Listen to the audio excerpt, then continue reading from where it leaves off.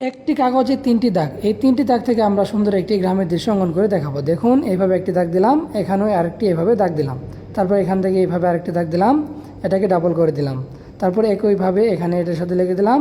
এই দাগটাকে একটু এইভাবে চাকচিক করে দিব। এইভাবে দেখুন একটি ঘরে চালা আঁকলাম, তারপর এই পাশে আমরা আরেকটি ঘরে চালা আঁকবো। এটা খুবই সহজ। চালা আঁকার পর দেখুন এইখান থেকে এইভাবে নিচের দিকে একটি দাগ, এই চালা থেকে এইভাবে নিচের দিকে আমরা তিনটি দাগ দিলাম।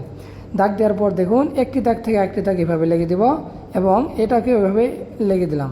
তারপর দেখুন এই দাগগুলোকে এইভাবে ডাবল করে দিব, তাহলে কিন্তু দুটি ঘরের শেপ তৈরি হলো খুব সহজভাবে। তারপর দেখুন এই মাঝখানে দাগটা আমরা এইভাবে রেখে দিব এবং বাকি যে দুই দাগ রয়েছে এই দুই দাগটা রাবারের সাহায্যে মিশে দিব। এখন আমরা এই ঘরের চালার উপরে এইভাবে আমরা কয়েকটি দাগ দিব। দেখুন হালকা একটু ভাঁজ করে কয়েকটি দাগ দিলাম এইভাবে।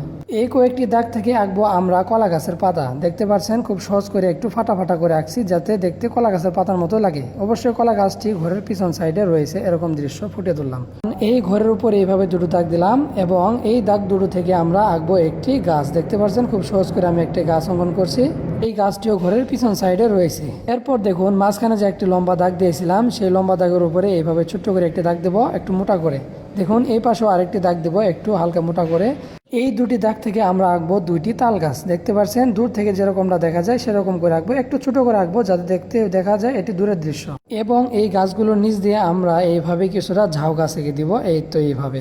এখন আমরা ঘরের দরজা এবং জানালাগুলো অঙ্কন করব। দেখুন এইখানে একটা দরজা আঁকলাম আর একটি জানালা আঁকলাম। একইভাবে এখানে আমরা একটি দরজা আঁকবো এবং এই পাশে আরেকটি ছোট্ট করে জানালা আঁকবো। ঘরের চালাগুলোকে হালকা করে পেন্সিলের সাহায্যে এইভাবে একটু স্কেচ করে দিব এবং এই ঘরটাতে এইভাবে একটু ডিজাইন করে দিব। এরপর আকাশে একটা এইভাবে ছোট্ট করে বৃত্ত আঁকবো, এটি হবে একটি সূর্য। এবং দেখতে পাচ্ছেন আমি কত সহজভাবে সূর্যের রশ্মিগুলো আঁকছি, এইভাবে ছোট ছোট করে দাগ দিলাম। এরপর এই ঘরের সাইড থেকে এইভাবে আমরা আঁকা বাঁকা করে একটা দাগ দিব এবং এই দাগটাকে ডাবল করে নিয়ে এসে আস্তে আস্তে ওষার হবে, একটু আঁকা বাঁকা হবে, এটি হবে একটি রাস্তা। এই জায়গাটাতে অনেক ফাঁকা ফাঁকা লাগছে, তাই এখানে আমরা দুটো পাথর রেখে দিলাম এবং পাথরের উপরে এভাবে কিছুটা ঘাস অঙ্কন করে দিলাম, তাহলে দেখতে কিন্তু দৃশ্যটা অনেক সুন্দর লাগবে। এবং এই নিচের দিকে এভাবে উপর নিচ করে পেন্সিল দিয়ে ঘষলে কিন্তু খুব সুন্দর একটি ঘাস তৈরি হলো। এরপর দেখতে পাচ্ছেন পেন্সিলের সাহায্যে আমরা হালকা করে এভাবে পেন্সিল শেড করে দিচ্ছি।